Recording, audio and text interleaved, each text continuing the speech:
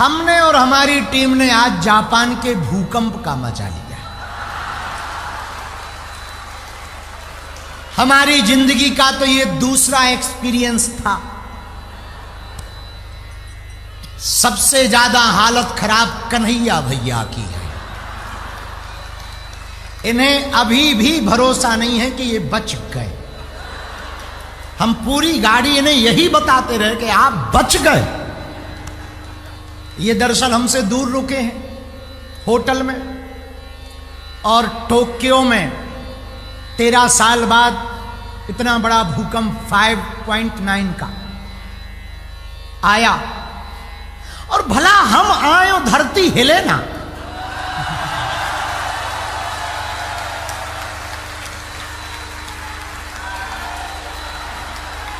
हम आदमी ही ऐसे हैं, कहीं विरोधियों को हिलाते, भारत में धर्म विरोधियों को हिलाते, जापान में तो धरती ही हिला दी गई।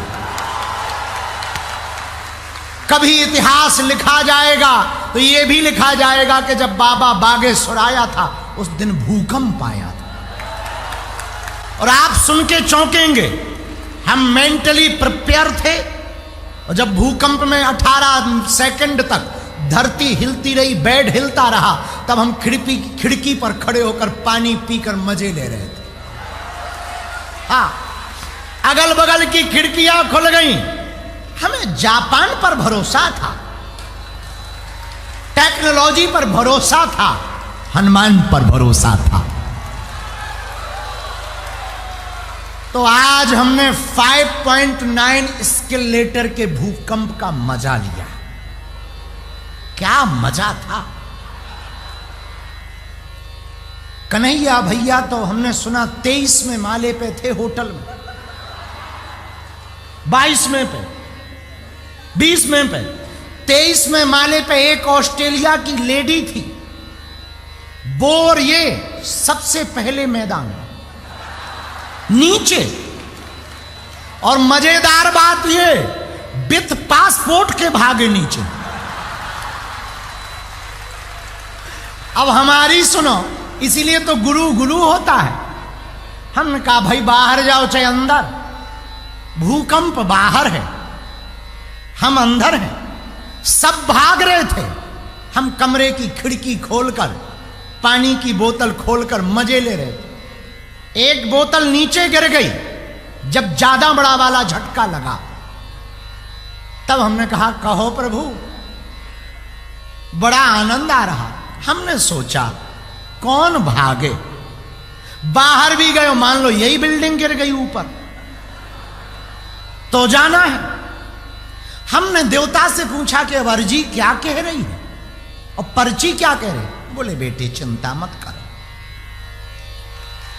मेरे पागलो, ये तो विनोद में कहा, पर हम सच बोलें, बाहर कितना भी भूकंप आ जाए, भीतर यदि शांति है तो कोई तुमको अशांत नहीं कर सकता है। और आज हमने जापान में कुछ पाया या ना पाया, पर भूकंप का मजा पाया। हमारी टीम और बड़ी वाली 5 फ्लोर पे हम रुके, 4th फ्लोर पर एयरबीएनबी है, ये लोग रुके। हमें लगा बेचारे डर ना जाए, जरा जाके चेक करें। तो लिफ्ट बंद हो गई, लाइट, तो हम फिर पैदल गए। तो हमने खड़खड़ाया, हमने कहा क्या हुआ, ठीक हो, और मुस्कुराए। और हमने यही पूछा, ये तबला वाला खड़ा था, सत्यम खड़ा था, तो हम हंस के बोले, हमको क्यों भूकंप का मजा लिया। बोले हाँ चला गया। तो हम पर हंसते हुए ऊपर वापस आके सोते हुए सोचने लगे कि हम तो ठीक है, हमारे चेले हमसे बड़े वाले हैं। हमें यही डर था कि बेचारे ये रोए ना, इन्होंने कभी मजा देखा ना होगा। अपना तो पता है, बार बार मरना नहीं, एक बार बचना नहीं, फिर डरना क्या है। हनुमान जी एकमात्र ऐसे पुत्र हुए जो मां के दूध के ऋण से मुक्त हुए, मां के दूध के कर्ज से। पूरी दुनिया में कोई भी ऐसा बेटा नहीं होगा, बेटा अथवा बेटी नहीं होगी जो अपने मां के दूध के कर्ज से मुक्त हुई हो या हुआ हो, पर हनुमान जी हैं। भारत में एक पुस्तक बहुत प्रसिद्ध है, कल्याण पुस्तका, और एक और पुस्तक है गीता प्रेस गोरखपुर की, हनुमान अंक। हम उसको जब पढ़ रहे थे तो पढ़ करके इतने द्रवीभूत हुए, पूछो मत। और भारत में एक कवि हुए, लेखक कवि चक्रधर सिंह, उनकी पुस्तक में वर्णन है कि जब रावण मर गया, राम जी अयोध्या के लिए चलने लगे, माता जानकी जी की अग्नि परीक्षा हो गई, तो पुष्पक विमान आया। विभीषण जी बोले इस पर अयोध्या चलते हैं। राम जी पुष्पक विमान पर बैठे। राम जी ने सब वानरों को कहा, अंगद, दधिमुख, केहरि, जामवंत, सुग्रीव, विभीषण, सब विमान पर बैठने लगे तो हनुमान जी नहीं बैठे। तो राम जी नीचे उतरे, कहा हनुमान तुम भी चलो हमारे साथ। हनुमान जी बोले प्रभु बुरा ना माने, यदि आपकी आज्ञा हो तो हम बहुत दिनों से माता के दर्शन नहीं कर पाए, अपनी मां के, अंजना मां के। यदि आप आज्ञा दो तो हम अपनी मां को मिले आए, फिर अयोध्या आ जाएंगे। राम जी बोले हनुमान तुम्हारी मां कहां रहती? हनुमान जी बोले प्रभु अंजना पर्वत पर रहती, यदि आपकी आज्ञा हो तो हम दर्शन कर आए, हाल चाल पूछाएं, क्योंकि बहुत दिन हो गए। राम जी बोले हनुमान तुम अकेले नहीं जाओगे, ये विमान भी वहां जाएगा। अब अयोध्या बाद में जाएंगे, पहले तुम्हारी मां के पास हम लोग जाएंगे। हनुमान जी बोले प्रभु ये तो हमारा सौभाग्य है, हमारी माता का भी सौभाग्य होगा, चलो। राम जी बैठे, हनुमान जी बैठे।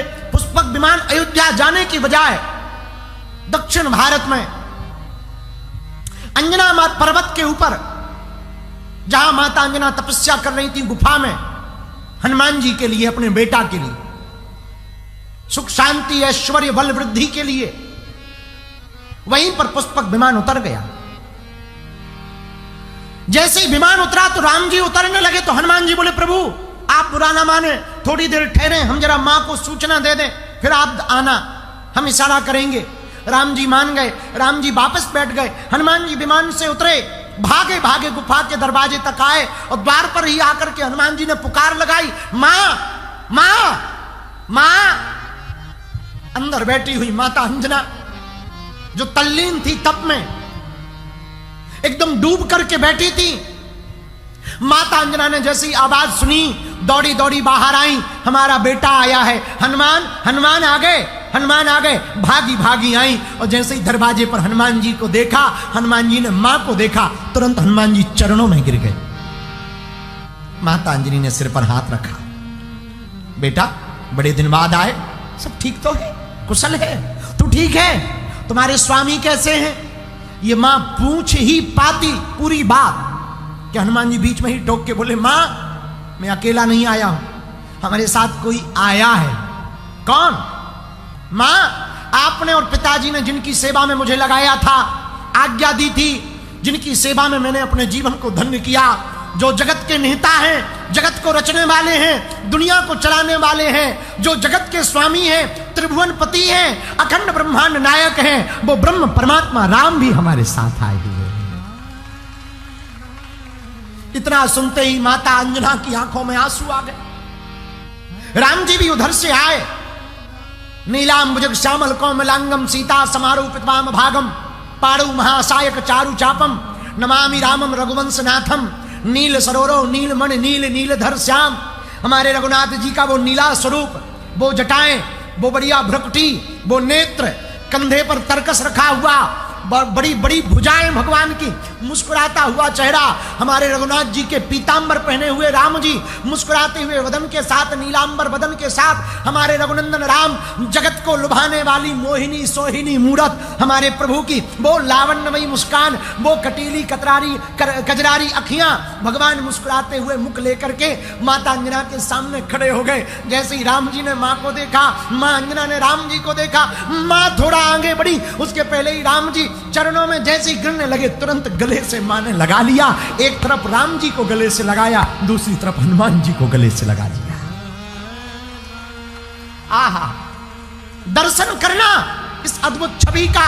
एक तरफ राम जी मां अंजना के गले लगे, दूसरी तरफ हनुमान जी लगे। राम जी के सिर के ऊपर मां अंजना हाथ घुमाने लगी, हनुमान जी के सिर के ऊपर अपने दाहिने हाथ से हाथ घुमाने लगी, सिर को सहलाने लगी, फूट फूट फूट करके रोने लगी। रोती हुई मां अंजना के आंसू कभी राम जी के माथे पर पड़े, कभी हनुमान जी के माथे पर पड़े, और हाथ को घुमाती हुई माता अंजना हनुमान जी से बोली, बेटा जा, धन्य है तू, मैंने ऐसा पूत जाया है जो सपूत है, जिस ब्रह्म को पाने के लिए बड़े बड़े अमलात्मा बिमलात्मा महात्मा जप करते, तप करते, ध्यान करते, तब भी एक झलक उस परमात्मा की दिखाई नहीं पड़ती।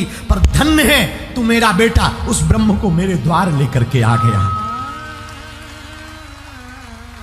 और बेटा जा, मैं तुझे कुछ वरदान देना चाहती। अंजना नंदन हनुमान जी महाराज रो रहे, इधर राम जी के नेत्र भी सजल हो गए। मां अंजना की धर धर अश्रु की धारा बहने लगी। सामने खड़ी माता जानकी जी, लक्ष्मण जी दोनों हाथ जोड़े खड़े हुए। इस स्थिति को देख करके सब भाव विह्वल हैं। जितने वानर साथ में आए थे सबके नेत्रों में आंसू हैं। ये हनुमान जी की मां है, धन्य है हनुमान जी की मां।